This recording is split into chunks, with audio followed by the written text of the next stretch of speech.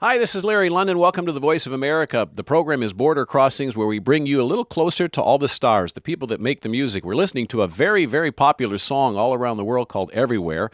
And it's just a part of the collection of hits that we have found in our guests' repertoire. We welcome to Washington and to the Voice of America, Michelle Branch. Thank you so much. It's so wonderful to have you. You're gorgeous. Your music is wonderful. And I congratulate you on your fourth album. Thank you.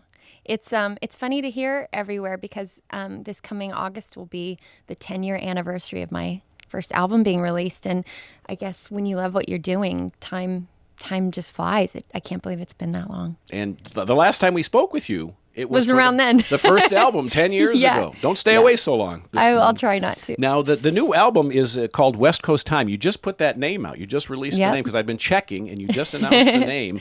There's a song on there called West Coast Time? There's a song on the album called West Coast Time, and it was a song written about my time spent. I had a country band called the Wreckers for a while, and I moved to Nashville, and it's sort of a song about my time spent there and how I always felt kind of a little bit different because everyone had their Southern upbringing there, and I was raised on the West Coast and had an upbringing of a little bit of country music, but a lot of rock and roll, 60s and 70s classic rock, and it's about kind of fitting in about 80%, not fitting in 100%. Well, you're a very talented songwriter, and your music is widely recognized. You've already won a Grammy and been nominated for a number of Grammys, MTV Awards, all kinds of achievements and accolades, and you're just in your 20s. So this is basically the beginning. I mean, even though you've had 4 albums, it's kind of, but you've taken some turns, and I've gotten, email from our listeners who say, well, ask her what drew you to country and what drew you back away. Doing the Records project was something that organically happened. I was working with a singer who was in my band, who at first was my background singer, and we started writing music together that just naturally was really coming from that kind of perspective. And I grew up listening to older country music, Patsy Cline and Johnny Cash, and those greats. And I just always loved the storytelling aspect and where the lyrics came from. And so that was something that I was really drawn to, and it just felt too special to turn our back on. So we just naturally followed the records, and we really didn't expect it to be successful. I mean, we had everyone at the label telling us we were crazy, and they just wanted me to put out another pop record. Right. But we did it, and I think success tasted even that much sweeter because we had everyone telling us it wasn't going to work. And that being said, I think I will down the road do another records project, but it was nice to kind of have that and taking some time off to kind of do both. Do my Michelle Branch will do pop records, the records will do country. So it's kind of fun. I mean, if you could describe the sound of the new album that's coming out, what's the release date of the new album? The release date will be September. I don't know the exact date. Not the exact date yet. Yeah. But, I mean, take us through what this album is going to sound like in comparison to, your last pop album. Yeah. Well, obviously, I think the writing has changed a lot because my last pop album was released almost 8 years ago, and I'm married and a mother now, and I think a lot has changed. I've seen a lot of the world, so my perspective lyrically has changed a lot. And that being said, I really wanted to go because I had spent so much time in Nashville and so much time kind of writing for that market. And focusing on writing those stories. I wanted to kind of get as far away as possible from it when I was making this record. So I went to London and I worked with these 2 really great writer-producers named Jim Irvin and Julian Emery. And it was Julian kind of comes from more of a dancey pop background, which made me a bit nervous at first. Because if you guys have ever seen me dance, I apologize. It's not my forte. I appreciate people who can do it. But it was a really good mix of me sitting in the room with an acoustic guitar and him coming with some different programming elements. And I think there's some really special moments on the record. So I think the songwriting is classic Michelle, but there's some definitely new modern sounds. You have quite a few layers because, I mean, you've worked with Chris Isaak, and then you've also worked with Timbaland. Yeah, they all go together. They right? all go together. Music is music. It's universal. Music is music. I'm going to steal your line.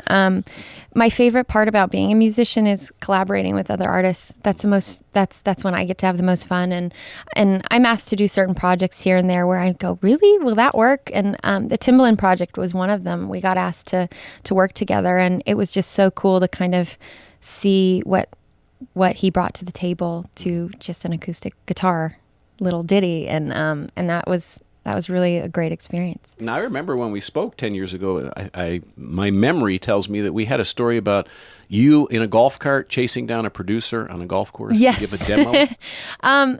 Yeah, everyone asks how I got signed, especially now I have a lot of younger kids who come up and say, I want to be a singer. How did this happen? And especially, I mean, when I got signed, it was before American Idol and all of that had hit. So it was just, good old fashioned luck, I guess. I grew up in a really small town in Arizona, Sedona, Arizona, and it's a big tourist community. So we have a friend of the family was a timeshare salesman and got a couple in from Los Angeles to tour the timeshares, and they said, what do you do for a living? And he said, I'm in the music business. She said, hold on, I got to call this girl I know. And my parents weren't home, and I was 15 at the time. And she called me. She said, you have to get down here and bring a tape or meet this guy because he's going to be leaving soon. I said, well, I can't get down there. She said, do you have, just walk, ride your bike, anything? My neighbors had left their golf cart out in the driveway with the key in it. And so I took the golf cart and I went down and I was waiting as this guy was leaving. I was like, excuse me, mister, will you listen to my tape? And he was just horrified. But he, on the long drive home back from Arizona to LA, he put it in the car and he ended up calling me, and he was my manager up until a few years ago. We're still very close. So anything's possible. Anything is possible. A dream in a golf cart. That's right. I guess your advice would be, pursue your dreams any way you can. Yep, Yeah, exactly. I mean, even on a golf course. Even if your parents don't know you're doing it. No, don't say that. Michelle Branch is our guest, and what a pleasure it is to have her in the studio. You've performed all around the world to, millions of people have seen you, know you, not only for your music, but your acting. And we're going to talk about acting as well and find out if there's any future film roles in store for Michelle Branch. But first, I'd like to ask if you wouldn't mind doing a song for us. Oh, I'd love to. I'm going to play a song that was off my first album called All You Wanted.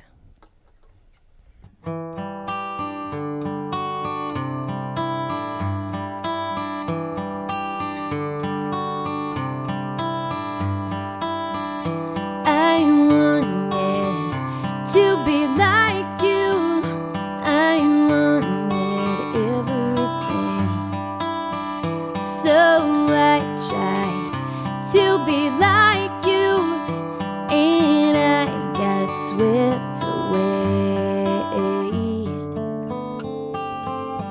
I didn't know that it was so cold out. You needed someone to show you the way.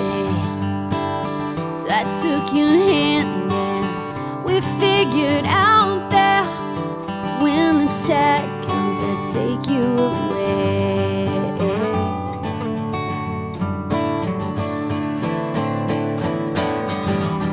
If you want to, I can save you.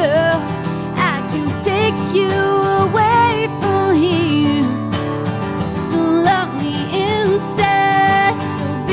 Out there, and all you wanted was somebody who cares.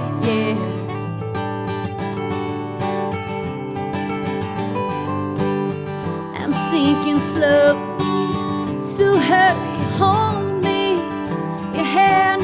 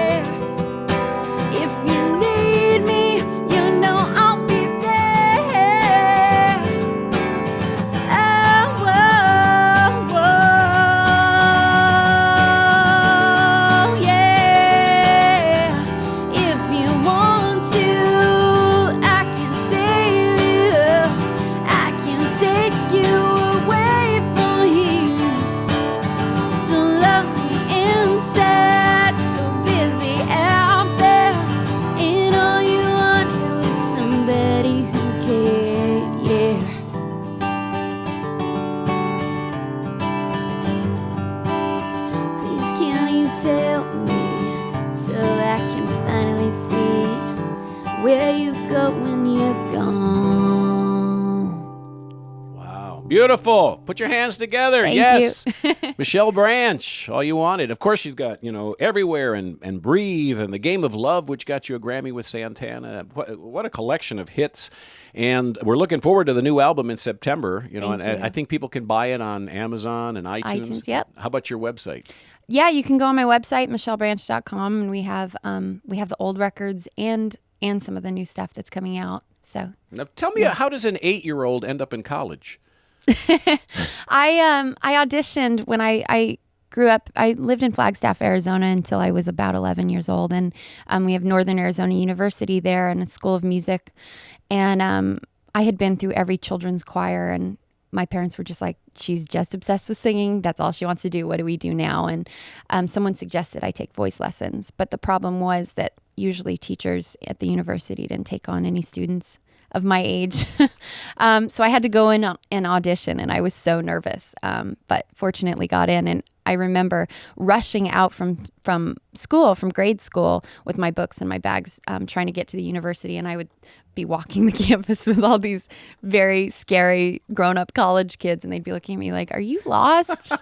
And Where are your parents? I'd wait in the hallway and go to voice lessons every you day. had a very successful album called Hotel Papers, and you that was inspired by the fact that you'd write songs late at night. You'd grab a pad of paper in a hotel room. Are you still doing that? Is that still the way you write songs now? Yeah, I tend to write. I'm very inspired by my surroundings, I would say, and so when I travel, I do write a lot when I'm on the road and when I'm on tour, and staying in hotels. That's the best. They have free pens and paper everywhere you go. So I never have to buy my own notebook. So everyone asks if I have a journal. I'm like, no, I just take it from the hotel. So if you look back, I have a folder of old songs that I've written, and you can, the coolest part about using the paper is you can kind of see what city you were in, if you forget. And so I have stuff from all over the world. Now, do you take your daughter with you? Yep, my daughter's with me as much as possible. She's turning 6, and we counted last night. She's turning 6 in 8 days. Wow. We're very excited about it. 2 July birthdays in the family. Yeah, actually, she's August 3rd. August 3rd. Well, August happy birthday 3rd. to you, and happy birthday to her. Thank you. And my husband's my bass player, so we travel as a family, which makes it really easy and complicated some days. My daughter sometimes gets homesick, or she's like, why can't I have all my friends at my birthday party? And I'm like, well, because we're going to be in Raleigh and they can't come. I'm sorry. So I have to have 2 birthday parties for her. But so you'll have 15,000 people celebrate your birthday. Yeah. Wherever you're performing. Now, I mean, does she know what mommy does? Does she understand? She does to an extent. I mean, we lived in Nashville until she was about 5. So, I mean, earlier this year. And there were other kids at her school who had parents who were musicians as well. So in Nashville, it was really normal to be a musician. And in LA, it's, normal for everyone to be an actress / waitress. So in LA, it's a bit different. She has kids who go to her school who have parents who are actors. But yeah, she's like, Mom, all these people are here to hear you sing again. And I'm like, yep, they come every night. And she hears it every night, whenever she wants. She's tired of hearing it, though. She's like, I'm not really that into concerts. I'm like, okay, you wait till you're older and you find your own music. So if she's turning 6, that means she's got 2 more years to prepare for her audition at college. She's definitely, she comes from a musical family. My brother-in-law is a fantastic studio guitar player, and her grandfather on my husband's side was a fantastic musician and arranger. And so she's around it, and it's in her blood. Because it's just undeniable, but she has other passions that it kind of cracks me up. She's very into paleontology and dinosaurs and natural sciences, and my husband and I look at her and we're like, where did that come from? You're gonna grow up to be completely opposite from us. You're gonna be a scientist or something. So it'll be interesting. I think that's the most exciting part about having children is just seeing just that possibility of the world is their oyster and what they're going to be when they're grown up. What's that tattoo on your hand? Oh my goodness. That doesn't say right. It does say right. And does that say right left? and left. Yeah. I thought it would be a good idea. In case you forget. Well, I thought because most people get something really meaningful written in cursive on their wrists, and I thought from far away it just looks like something meaningful and beautiful. That's it. And I have a little bit of a goofy sense of humor, so I thought, well, it'd be funny if people ask me what it is. But yeah, I had Kelly Pickler walk up to me and she said, "Oh, I love your tattoos. Look at mine. Mine say peace and love or hope and faith or something." And she goes, "What do yours say?" I said, right and left. And it just was awkward. What's it like being on tour with the Goo Goo Dolls? It's great. I just remember sitting in my room at 13, 14 years old and listening to their music. And I have these kind of moments where I have to step back and remind myself that, wow, I would have been freaking out had I known that one day I'd be on the road. You get in your routine and it's just every day. But I'll sit on the side of the stage sometimes and watch and hear, they're a great band, have amazing, amazing songs. And you just kind of pinch yourself and go, wow, who knew this was going to happen? West Coast Time is the album, is through Warner's, but you have your own label, I guess. You know what? I think there's a Wikipedia rumor that kind of started. I don't technically have, it said that I have a label called Sticks and Stones, which isn't true, but it's kind of sort of coming true. I was just recently offered an A&R position at the label. So congratulations. I will eventually hopefully have my own little imprint, but I don't know what the name of it is yet. Okay. Do you aspire to be a judge on a music show? Like that seems to be the in trend these days, is to get involved with music shows as a judge. I was asked to be a part of the Sing Off, which to me is really interesting because it's all a cappella arrangements, which is just something that's really challenging for a lot of groups. So I would love to be a part of that. But, honestly, I don't have much time. Yeah, with the music. But I know you've done between acting, my daughter too. and music. I don't know if you would call it acting. You're being kind. Well, television, you've been in a couple films, Yeah, when I grew up, I was really obsessed with musical theater and thought I was going to move to New York and try to, be on stage in that kind of genre. But as I get older, it's weird. I get more and more self-conscious and nervous when there's cameras around to do acting and reading lines. I used to be really fearless when I was younger. And I think if the right part came along, I would pursue it. But now I've gotten to the point where I'm like, you know what? I'd rather just be behind the scenes as like a producer or writer. I get a little nervous in front of a camera. Now, I want to talk to you for just a quick second about something, that's not very happy that happened, the passing of Amy Winehouse. You had posted a tweet. It's been put on the web now, that your tweet. And I guess you were listening to her music, a day or two, but you had written that you were just listening to her? It's so bizarre. It's kind of like one of those things when you think about a friend you haven't seen forever and then they'll call you the next day. It was something like that. I mean, we were up after a show listening to music and I was trying to figure out what song to cover in an acoustic portion of the set by myself. And my husband said, "What about an Amy Winehouse song?" And I said, "Yeah, that's a great idea." And I was like, we started talking. I hope she gets better. And gosh, I wonder if there are people around her who are taking this seriously because she doesn't seem well. And we hope she gets well and how talented she is. And it was like literally hours before the news broke. And it was so heartbreaking just because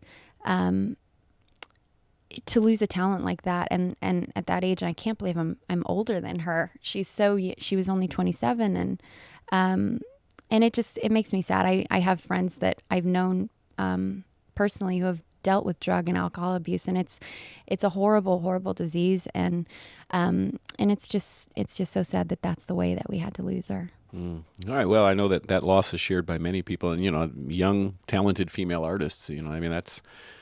It's got to touch you, Yeah.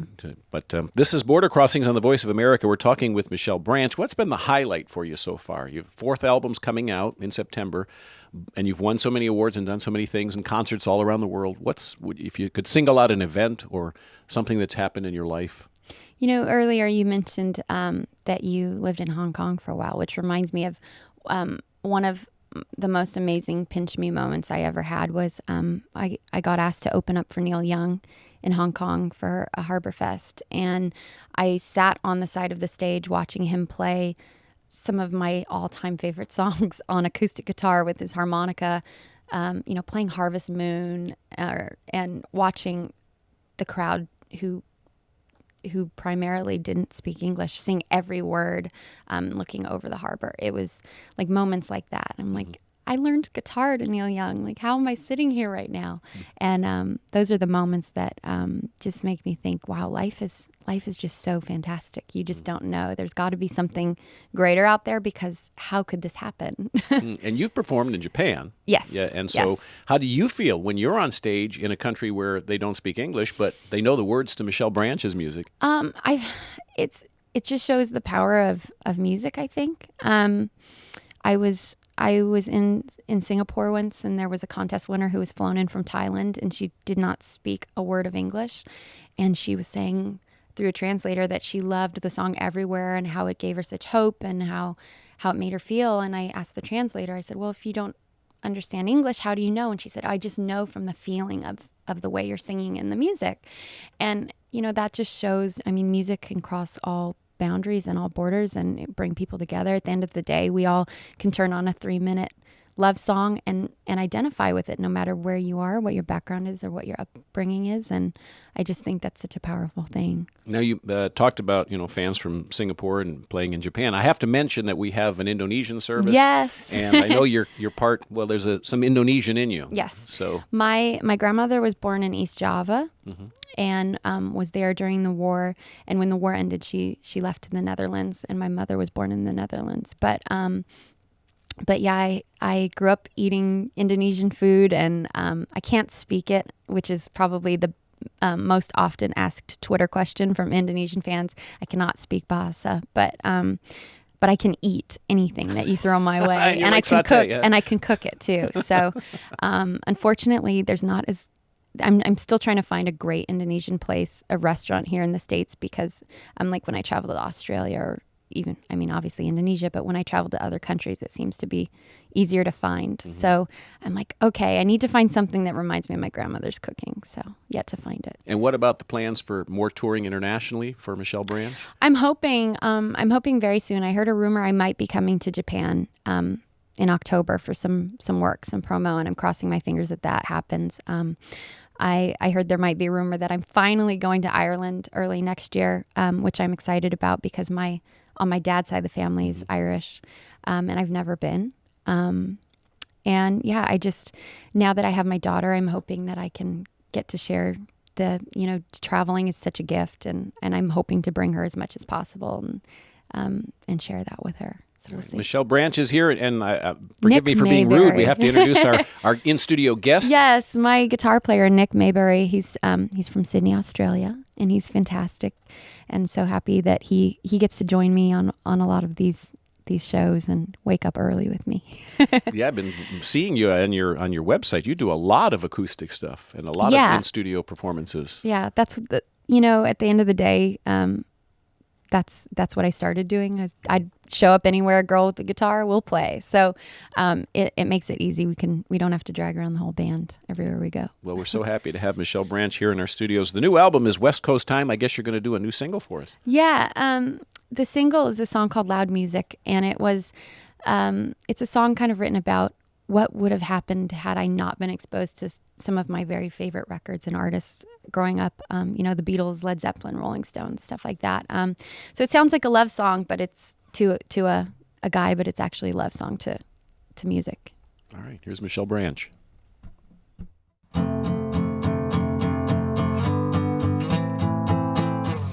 Now and then I get to wondering what would have happened if we'd never met.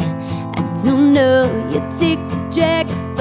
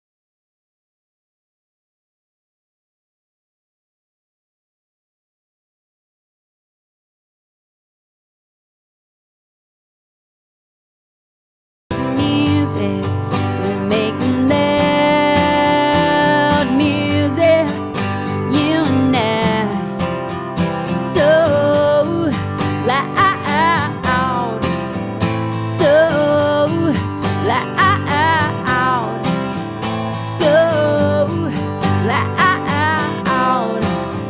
so loud, so loud.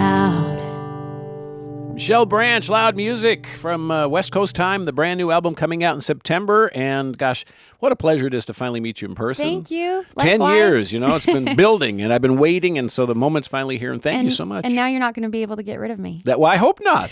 I hope we'll get you a parking space in front. Nice. Nice. And an ID badge. Perfect. Michelle Branch's new album, West Coast Time, comes out in September, and the way to find out is to tune into this show. We'll keep you informed, and also on your website. Yep, michellebranch.com. And you can write, I guess, Twitter, tweet, and all that other stuff. I tweet it's kind of a problem. My daughter's like, Mom, are you on Twitter again?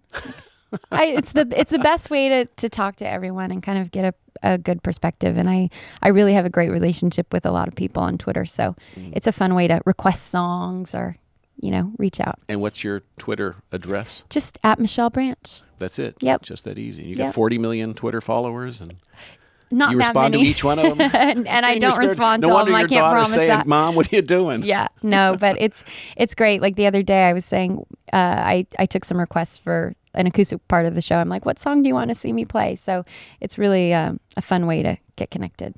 Well, it's a pleasure to meet you both, and thank you very much for coming in No to problem. join us on the show.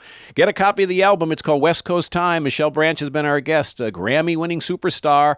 Stay tuned to Border Crossings. There's more music coming your way.